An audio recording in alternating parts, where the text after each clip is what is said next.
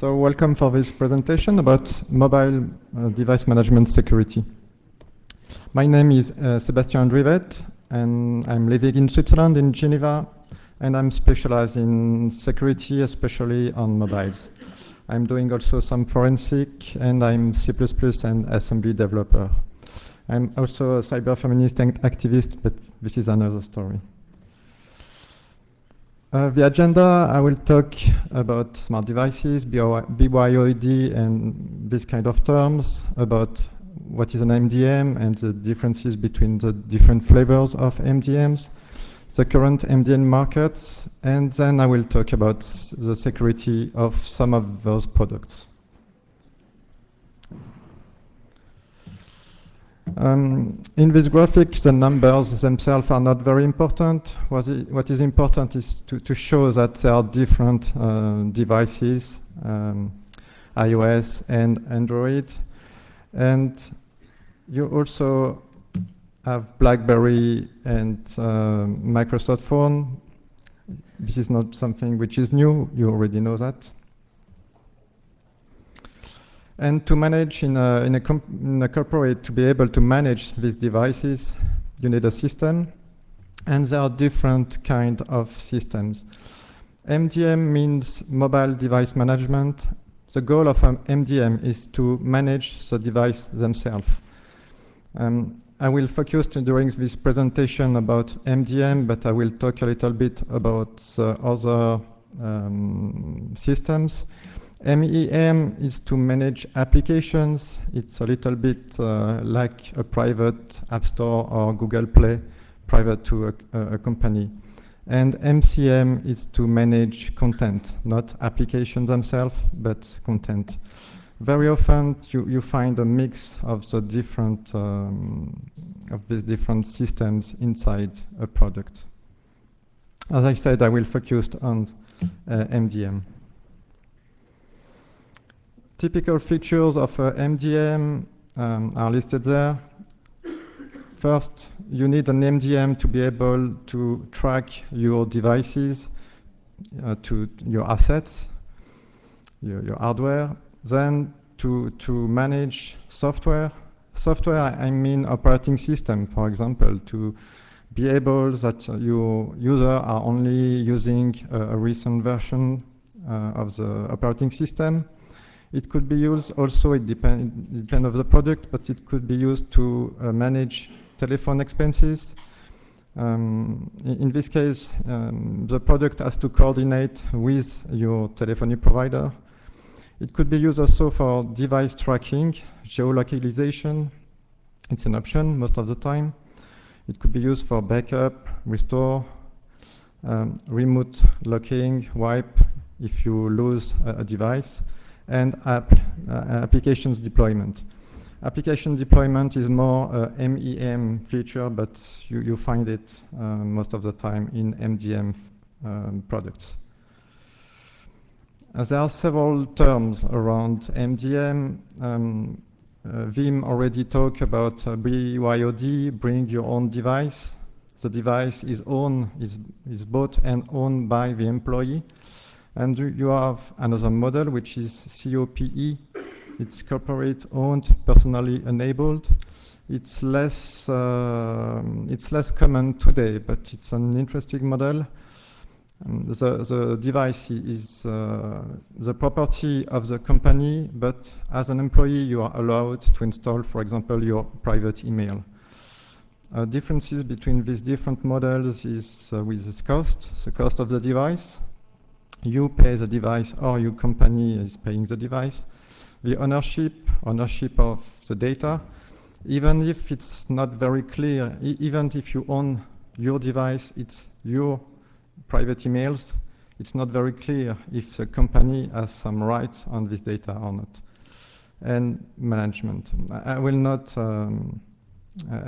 continue with other aspects. You have different kind of mobile device management system. Some are using a NOC, a network operation center, a central relay, a central server somewhere, like BlackBerry and good technologies. and some are not using a central server, and it has some implication regarding the network configuration, for example. I will talk more about that later. You have, to simplify, you have 3 different models of deployment. You can deploy most of the time on-premise, in virtual machine. It could be on physical machine, but today it's more on physical servers. You can buy an appliance, or it could be cloud-based. And more and more, you have these 3 different possibilities for one product. The difference with cloud-based is that you are renting, you are not buying, you are renting. In this presentation, I will focus on the on-premise case. This is a diagram from Gartner. You have some of the MDM products, and you have AirWatch, Mobile Iron, Citrix, SAP, Good Technology, and FiberLink. And I will focus on Mobile Iron and Good Technologies. So with Mobile Iron, you are able to manage devices. They support iOS, Android, BlackBerry, Windows Phone, and some other models. You can build an enterprise app store. You can integrate this system with your enterprise because they support an API. It could be, for example, for the enrollment, to put your own business logic during the enrollment. And they have a MDM product, a pure MDM product, and another product which is called Sentry, which is an exchange or Lotus Notes proxy. As I said previously, there is no NOC, and you can install on-premise or cloud-based. I think they also have an appliance. I forget to put it.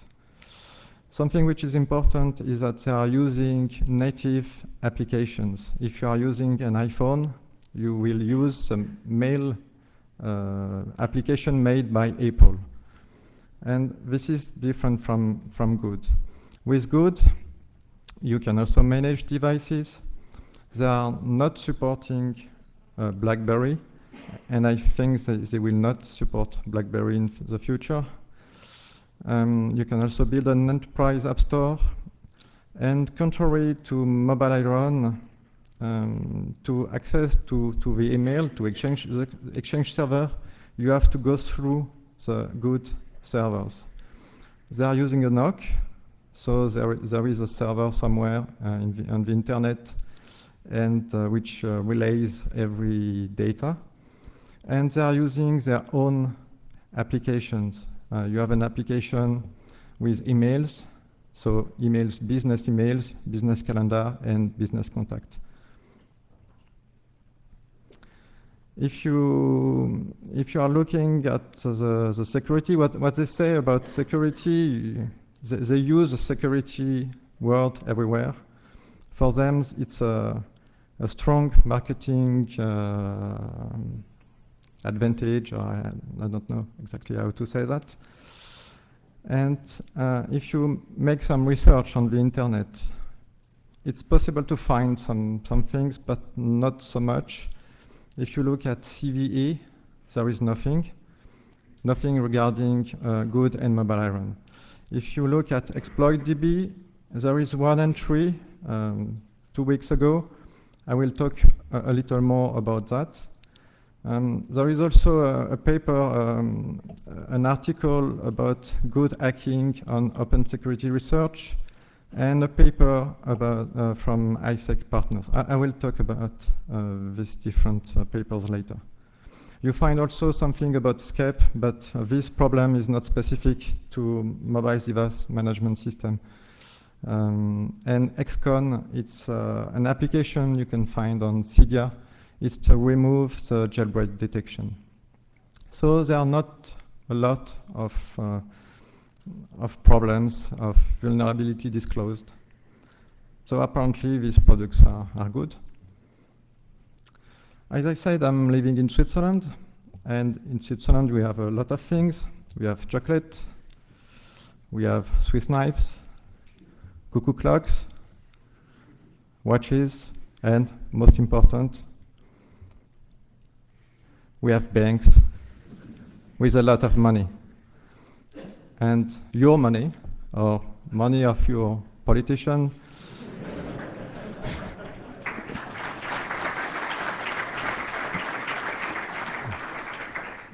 and thank you for that.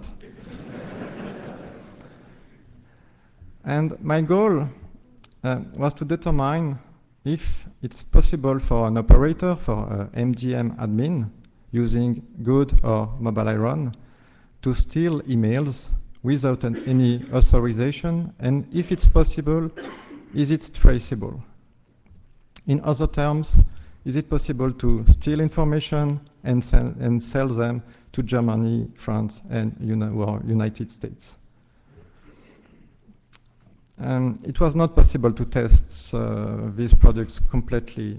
They are a little big, and it takes time. So I choose to focus only on installation, deployment, enrollment of device, and I spend the majority of my time on the management interfaces. I made 2 series of tests, one series last year and another one this month. Last year I have tested mobile iron and good, but this month I have tested only mobile iron. And it's both with Exchange and on-premise in a virtual machine owned by me. Okay, so regarding the deployment, with good, we have a NOC. So it's possible to relay the network traffic. So your devices are connected to the NOC somewhere on the internet, and your MDM server is also connected to the good server somewhere on the internet. So you only have outgoing network connections. You don't have to make any hole in your firewall. So it's a good point. This is what they say. It's true, but you need to open something, because to be able to enroll devices, you need to access a self-service portal. So there is one port. If we compare with mobile iron, it's very different. There is no NOC. So your devices are connected directly to your MDM server, and you have to open some ports on your firewall. This is a list of ports. I think it's almost complete. You also have to open your firewall between your DMZ and your internal server. Yes, I forgot something. With mobile iron, not mobile iron, sorry. With good, something which is a little bit strange for me is that you can't put your server in a DMZ. Technically you can, but if you do so, you lose the SLA. It's like that. I ask them why. They tell me, but you don't need a DMZ because you only have outgoing network requests. Okay, why not? Okay, so in this case, you need to open some holes between your DMZ and Exchange, for example, LDAP, and to be able to access your Exchange server. Okay, so this is for the network. Regarding operating systems, Mobile Iron is using CentOS, and Good is using Windows Server. Windows Server 2003, 2008. I'm not sure they are supporting today 2012. And if we look at the processes running the MDM, with Good, the MDM itself, the services are running as administrator of the server. And you have no choice.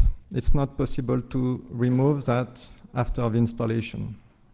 Again, they told me, you can try, but if you do so, you lose the SLA. Okay.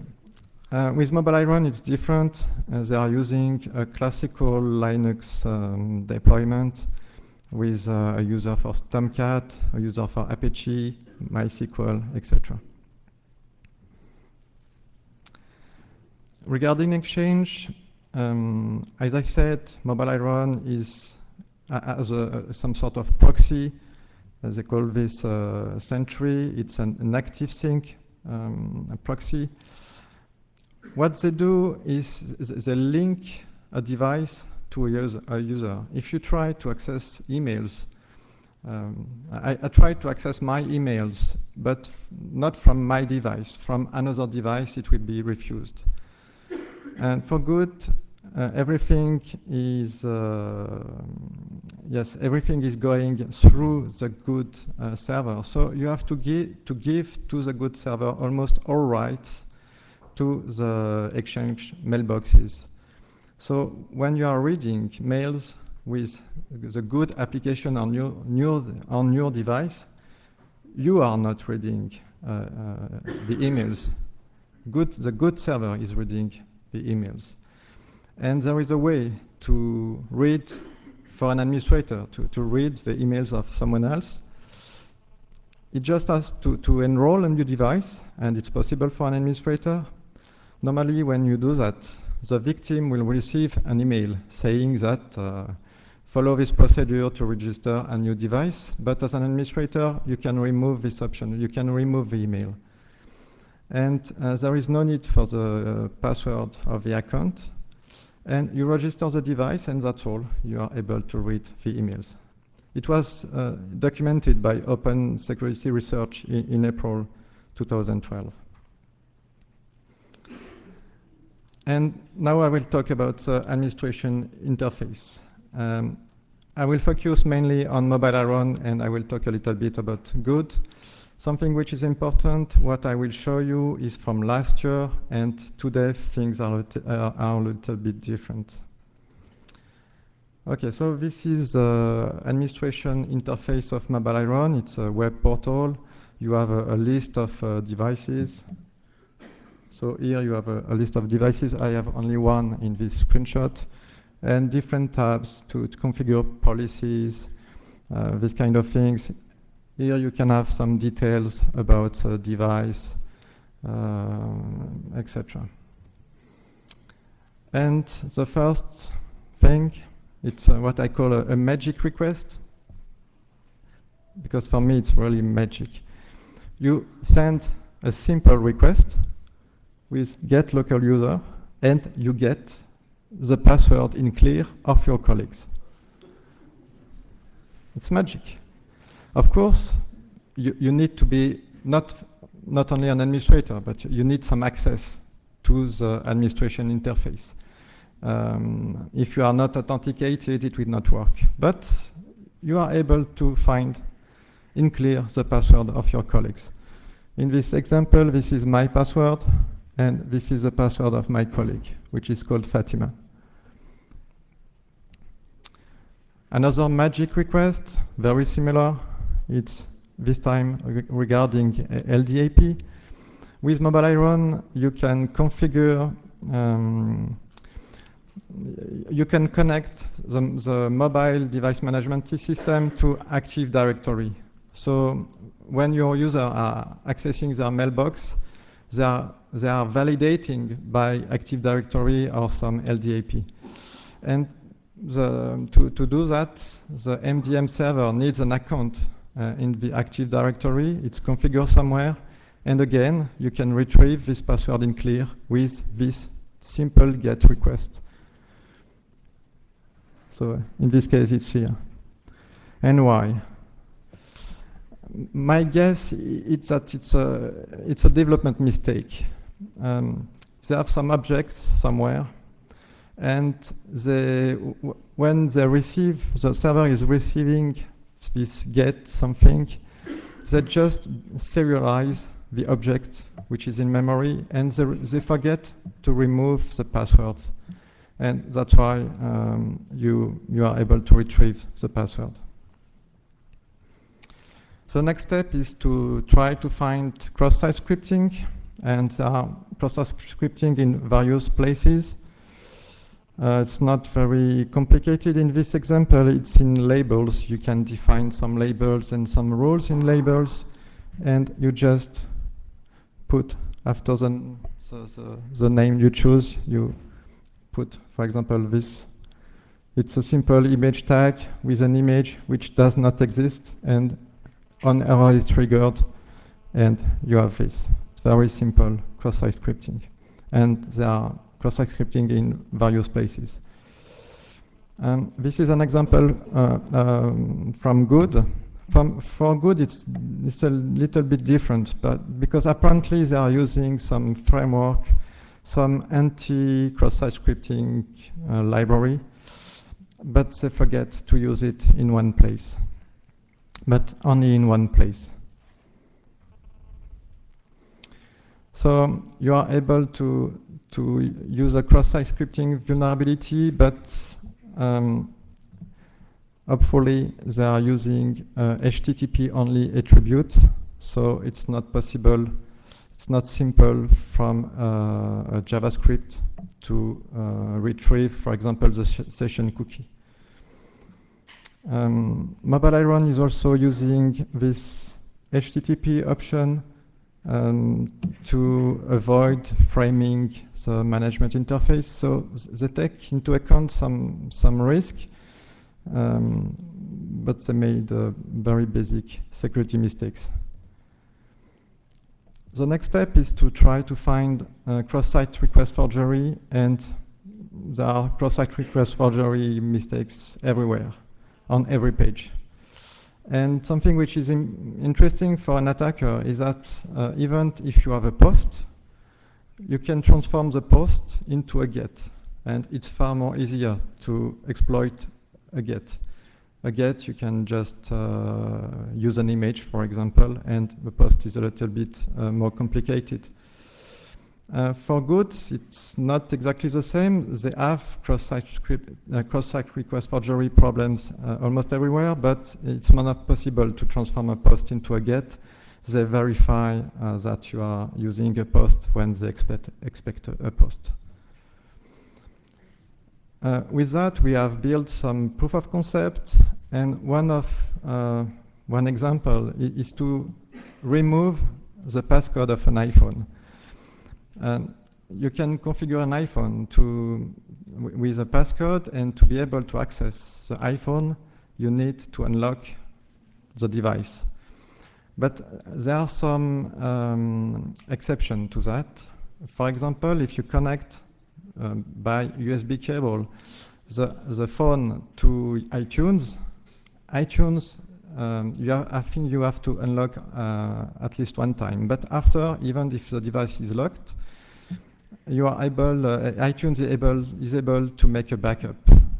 So it is able to access the phone even if the phone is locked. And another exception is MDM. This is done by Apple, it's on purpose. The MDM API from Apple is private, but there is an API to unlock a phone. It's not to unlock the phone, it's to remove the passcode. And since Good is, not Good, Mobile Iron is MDM, we can exploit that. So we have built a small proof of concept, and by exploiting cross-site request forgery, and with that we were able to remove the passcode of an iPhone. It's the request again is very simple. It's something like that. So it's written unlock, but in fact it will not unlock the phone. It will remove the passcode. And you just have to put here the UUID of the phone. Of course, you need something to deliver this kind of payload with cross-site scripting, for example. We have made a similar proof of concept with Good. This time it was more complicated. We have to combine 3 different vulnerabilities: a cross-site scripting, a cross-site request forgery, and a data leakage. And this way we were able to give admin rights to any user. It is not exactly the exploit, but it's very similar to that. In this case, we have to use a post. As I said, it's not possible to use a get. I said that I show you the administration interface of Mobile Iron, but they have another interface, a command line interface, which is accessible on the device itself, on the server itself, or through SSH or Telnet. You can disable Telnet. And you have something like that. It's very similar to a Cisco router. Yes, you can enter some commands like show logs, for example, show log, for example. And as I said, there is an exploit which is documented in ExploitDB 2 weeks ago. And the principle of this exploit is that when you are using the show log command, underneath they are using less and they are running as root. And in less, by default, you are able to run commands, shell commands, with this exclamation mark or pointer or the pipe sign. But today it's patched. Okay, so that was the state last year, and today they have fixed most of these security problems. Apparently they made some security tests, but there are still some problems remaining, especially regarding encryption. Both products are using AES, SHA-1, SHA-2, etc. They are FIPS certified. Okay, so the implementation is apparently good, but what about the keys?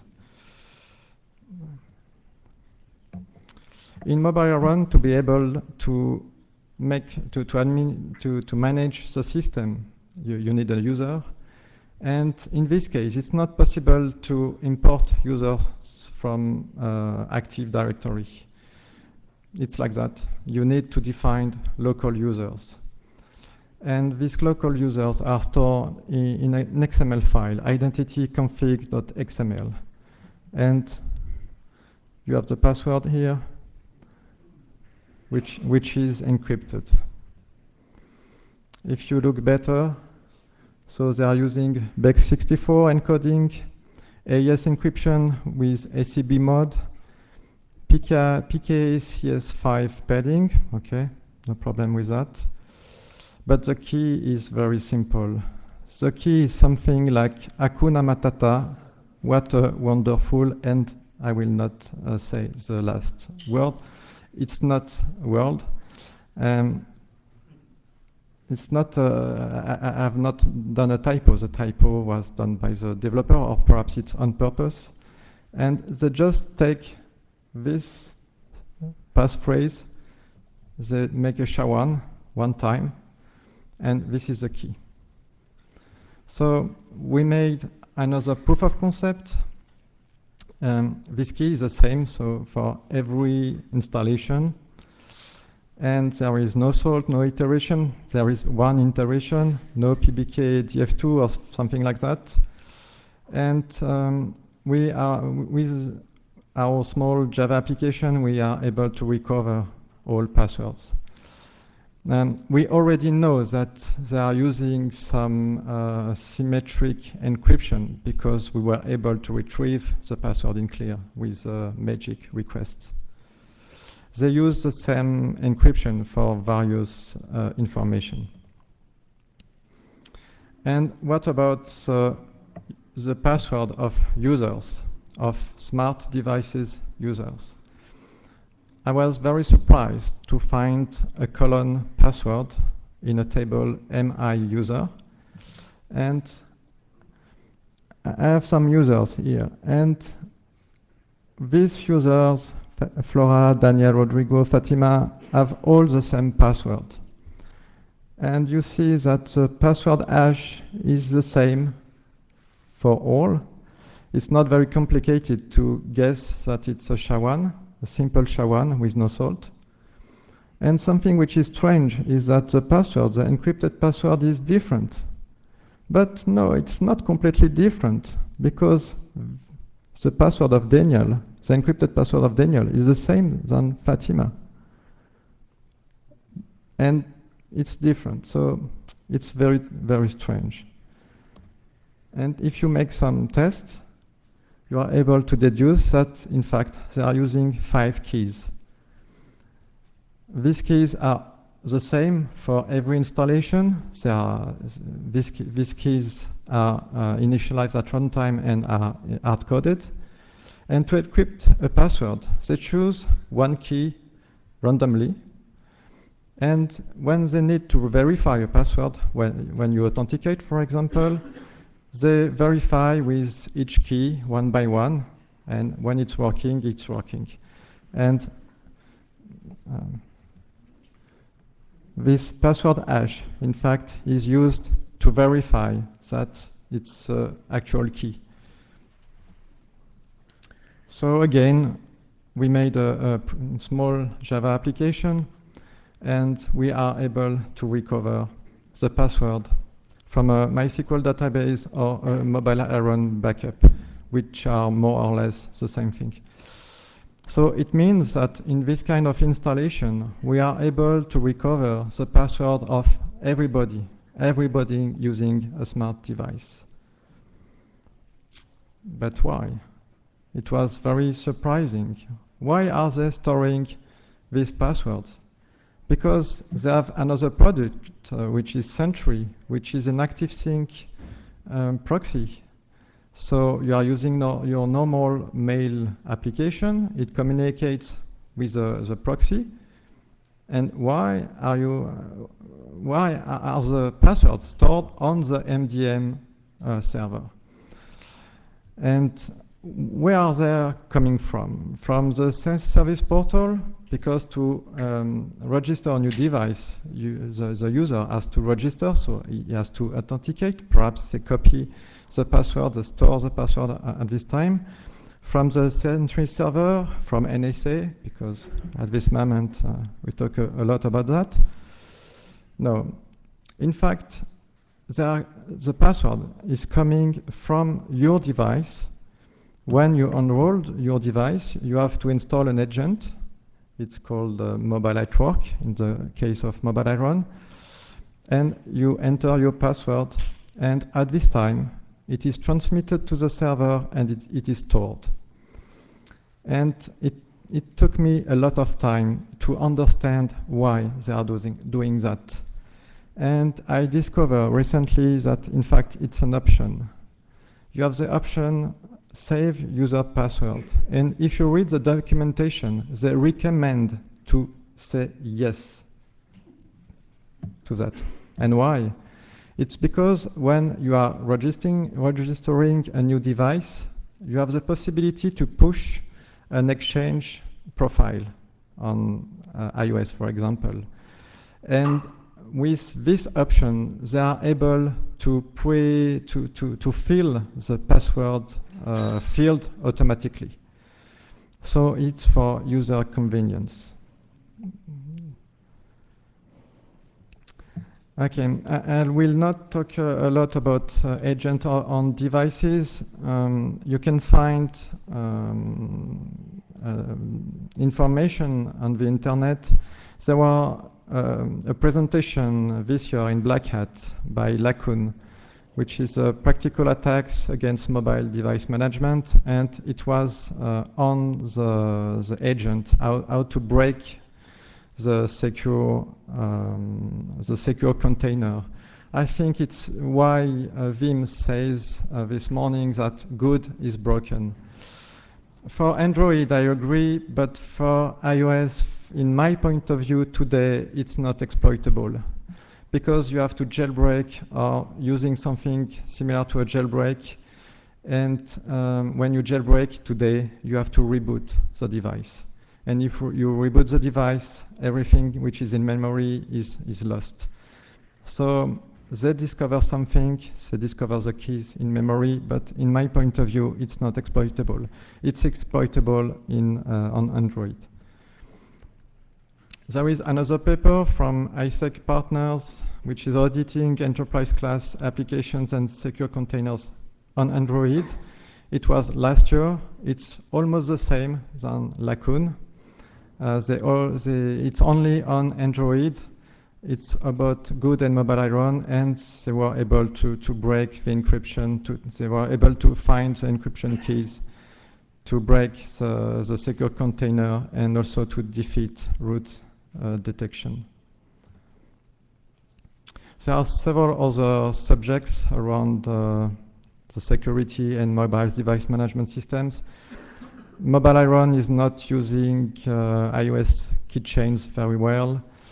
There are some problems with the AES key generation with Good and the NOC.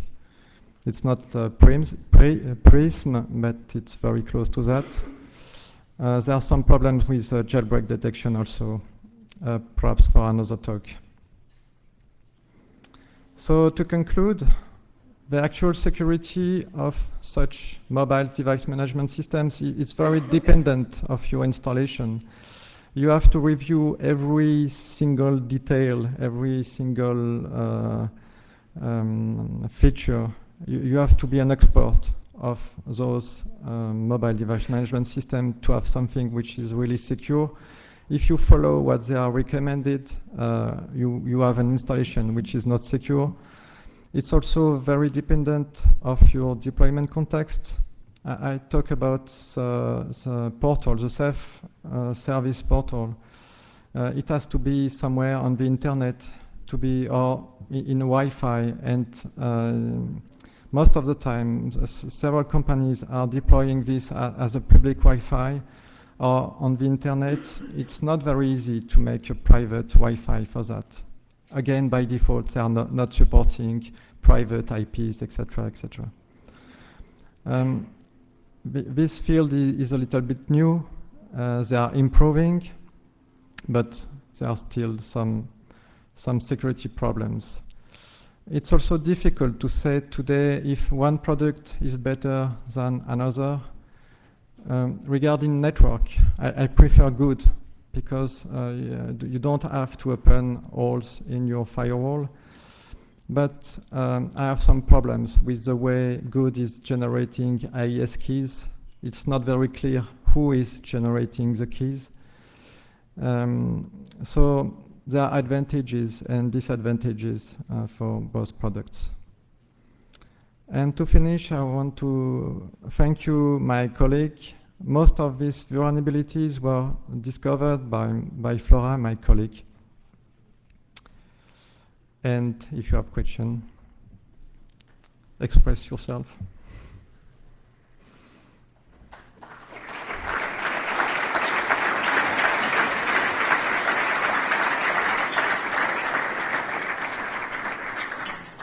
No question? I have one for myself. I tried to contact Good and Mobile Iron. And for Good, the reaction was, okay, you find something, but you sign when the contract. They were not interested at all by my discoveries. And for Mobile Iron, it was a little bit different. I sent them the first magic request, and I think they put this in a black hole, something like that. Frankly, today they don't care. Thank you.